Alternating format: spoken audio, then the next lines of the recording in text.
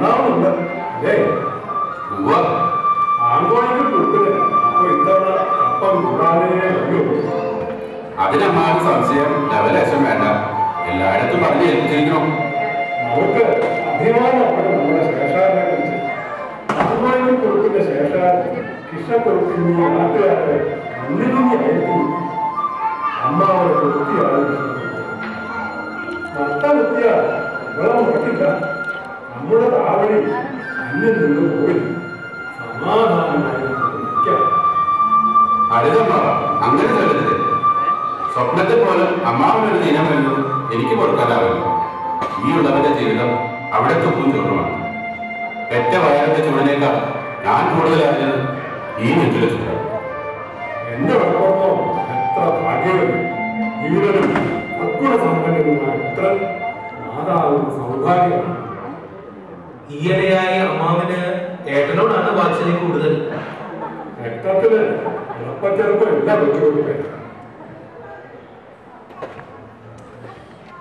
കൃഷ്ണക്കുറുപ്പേ, കുഞ്ഞുങ്ങളുടെ മരങ്ങൾക്ക് മരങ്ങളിൽ 2 പേര് വരുന്നുണ്ട്. വേഗം പോയി അറപ്പനയുടെ തെക്കേ വാഴ കിടന്നിടുന്നു. ശരിയമ്മാ.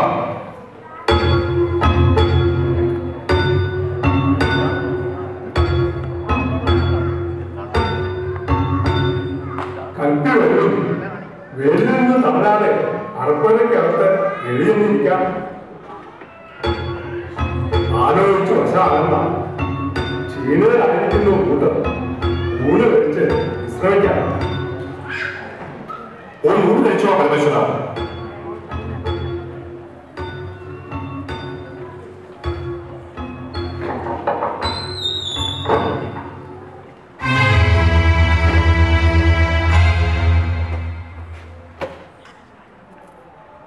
ഇന്നലെ കൊടുത്ത ഊണാണെന്ന് കൽപ്പിച്ച് വിചാരിക്കുന്നു.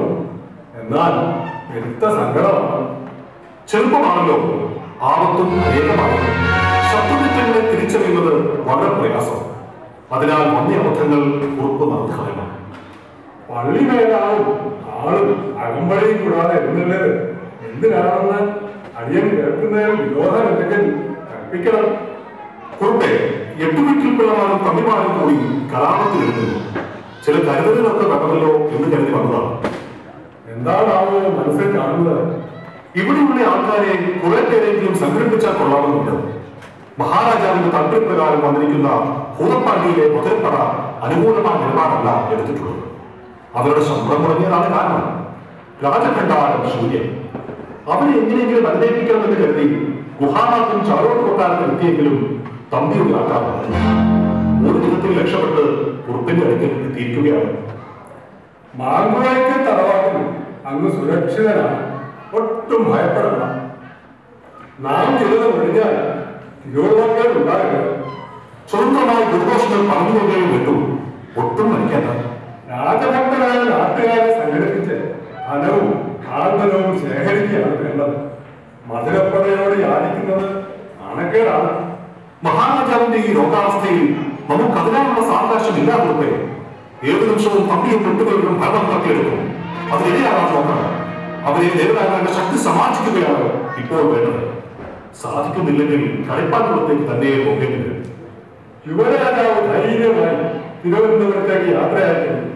ഈ ഉള്ളവൻ 9 ദിവസത്തിനകം ആളുബദ്ധവുമായി രാജസന്നിധിയിൽ എത്തിയിരുന്നു. മധുരപ്പടയുടെ സഹായം നമ്മുടെ പ്രിയ സുഹൃത്ത് തിരുവനന്തപുരത്തിൽ ഉറപ്പാക്കി. മാങ്കുളത്തെ കൊത്ത് ഒരു വലിയ ഭാരമാണ് നമ്മിൽ നിന്നും ഏറ്റെടുക്കുന്നത്. എന്നെ ഓടുന്നത് കുറുപ്പന്മാരുടെ രക്തമാണ്.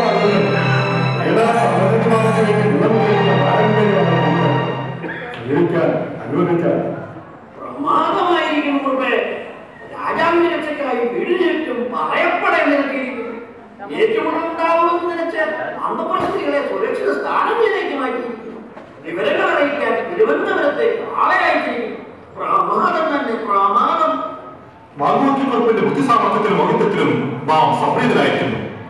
അടിയൻ കടമലയിൽ ഇപ്പോഴൊക്കെ തിരുവനന്തപുരത്തായി കൽപ്പിക്കുന്നത് അടിയന്റെ ഭാഗ്യം തന്നെ.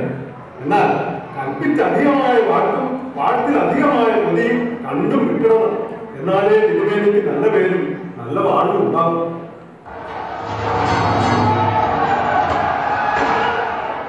അപശകരമാണ് ആണല്ലോ കുറുപ്പേ.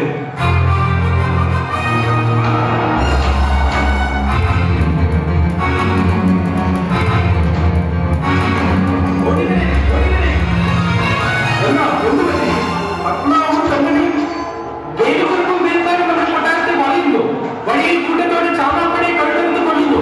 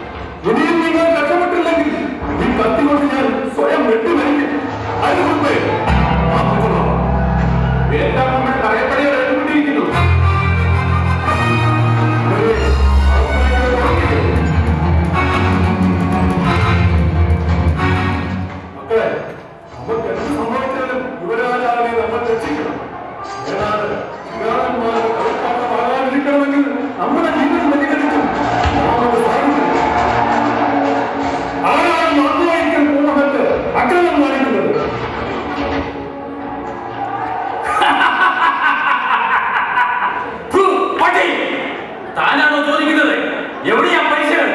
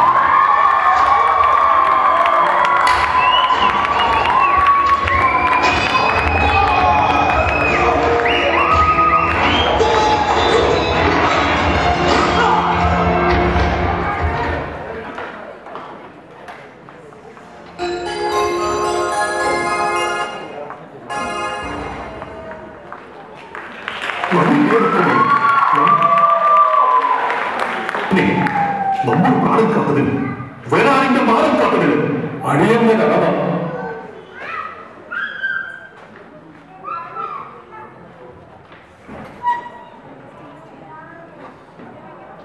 അടിയന്റെ കടമ. ശ്രീ